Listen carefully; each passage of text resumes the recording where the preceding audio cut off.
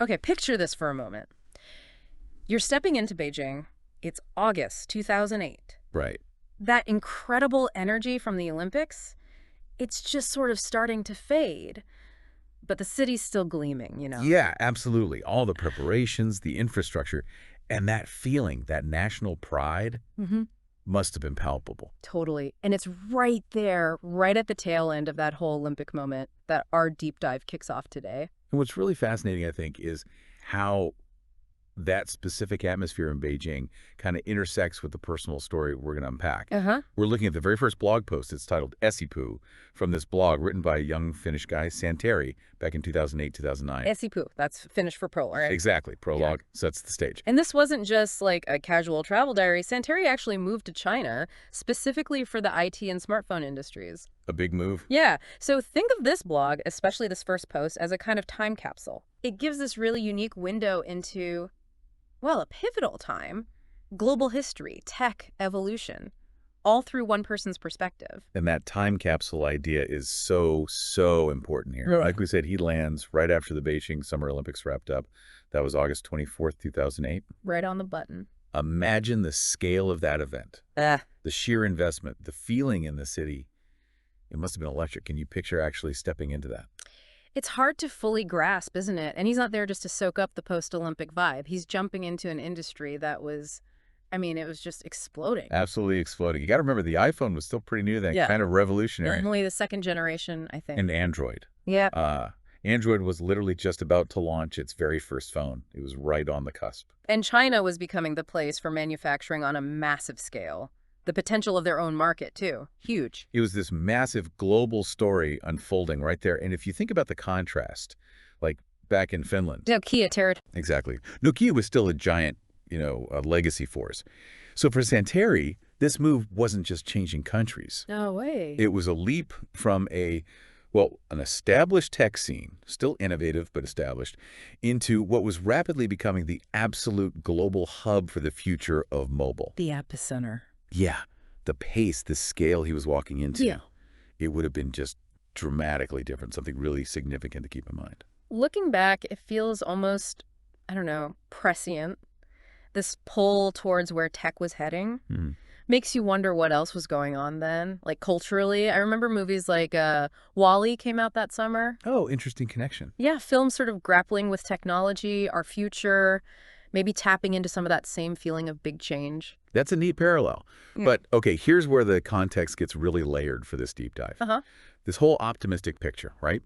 The Olympics glow, the booming tech scene Santeri's diving into, it was happening literally on the edge of a cliff. Yeah.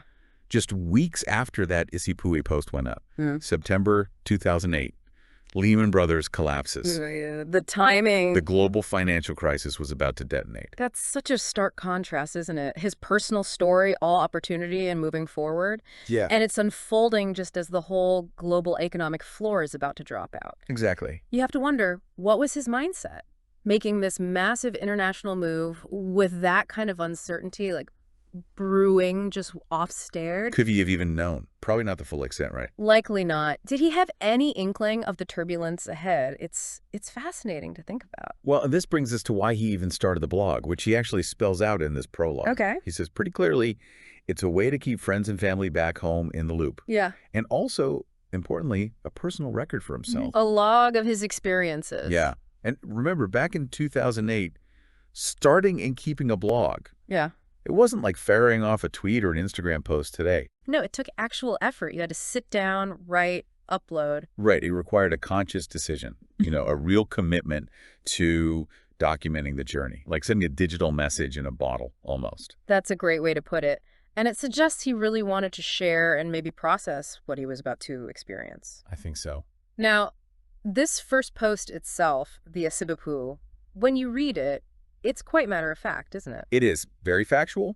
Here's why I'm writing. Here's what I'm doing. Yeah, lays out the blog's purpose, the move itself. Sure. But it doesn't really dive deep into his feelings or expectations right at the start. It's Right. more like setting the scene. Exactly. It's groundwork, a foundation, Yeah. a clear statement of intent. Okay. But what makes it so valuable now, looking back, is knowing everything that was swirling around it. All that context we've been talking about. Precisely. Understanding he lands in Beijing right after the Olympics. He's eager to jump into this tech boom. While kind of silently in the background, these first tremors of a massive financial crisis are starting. That framework just adds so much weight, so much meaning to everything he writes later. So really, for anyone wanting to understand his subsequent posts, this starting point is crucial. Absolutely crucial.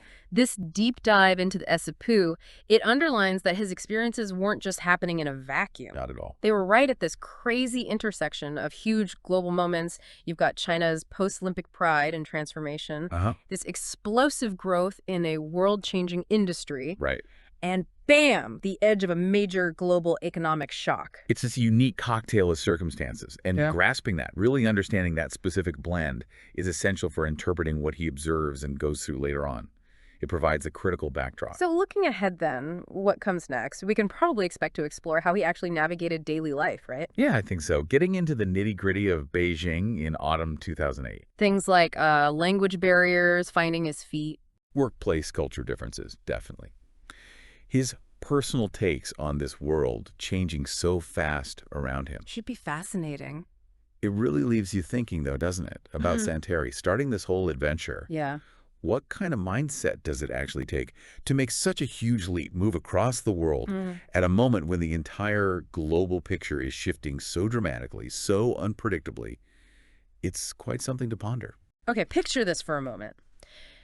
You're stepping into Beijing. It's August.